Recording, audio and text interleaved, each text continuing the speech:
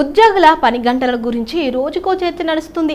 యాజమాన్యాలు పని ఒత్తిడి పెంచి తమకు వ్యక్తిగత కుటుంబంతో గడిపే సమయాన్ని దూరం చేస్తున్నాయని ఓవైపు ఉద్యోగులు ఆందోళన వ్యక్తం చేస్తుంటే, మరోవైపు పరిశ్రమ ప్రముఖులు, వ్యాపార అధినేతలు దీనిపై విభిన్న వ్యాఖ్యానాలు చేస్తూనే ఉన్నారు.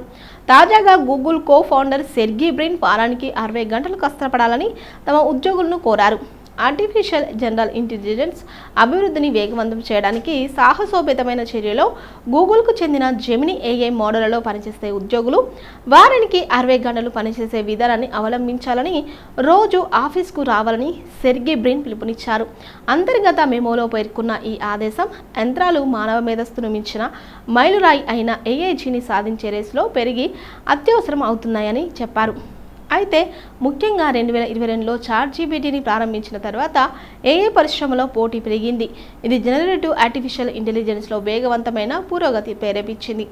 ఏజీఐకి తుది రేసు ప్రారంభమైంది. అది బ్రిన్ తన మెమోలో పేర్కొన్నారు. ఉద్యోగులు తమ ప్రయత్నాలను టార్ప్ చాట్ చేస్తే ఈ రేసులో గెలవడానికి అవసరమైన అన్ని అంశాలు గూగుల్ వద్ద ఉన్నాయన్నారు. ఉత్పాదకతకు ప్రమాణం వారికి 60 గంటలు పనిచేయడం ఉత్పాదకత ప్రమాణానికి సూచిస్తుందని, అదే ఈ పరిమితిని మించితే బర్న్ అవుట్కు దారితీస్తుందని కూడా బ్రిన్ హెచ్చరించారు.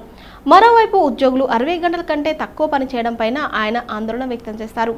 ఇటువంటి ప్రవర్తన అనుతాత్పదంగా ఉండడమే కాకుండా ఇతరులకు చాలా నిరుత్సాహాన్ని కలిగిస్తుంది అని పేర్కొన్నారు. బ్రిన్ సిఫార్సులు కార్పొరేట్ అమెరికాలో విస్తృత ధోరణిని ప్రతిబింబిస్తున్నాయి. ఇక్కడ కంపెనీలు ఉత్పాదకత, టీం వర్క్ను పెంచడానికి హైబ్రిడ్ పని విధానాలను తిప్పికొడుతున్నాయి. సెల్ఫ్ ఇంప్రూవ్మెంట్ కోసం ఏఐ వినియోగం ఎక్కువ పని గంటల కోసం వాదించడంతో పాటు వారి కోడింగ్ పరిశోధన సామర్థ్యాలను పెంచడానికి గూగుల్ స్వంత ఆర్టిఫిషియల్ ఇంటెలిజెన్స్ సాధనాలను ఉపయోగించాలని బ్రిన్ ఉద్యోగులను కోరారు. మన సొంత కృత్రిమ మేధను ఉపయోగించడం ద్వారా ప్రపంచంలోని అత్యంత సమర్థవంతమైన కోడర్లు ఏఐ శాస్త్రవేత్తలుగా మారాలి అని జెమిని టీం సభ్యులకు ప్రత్యేకంగా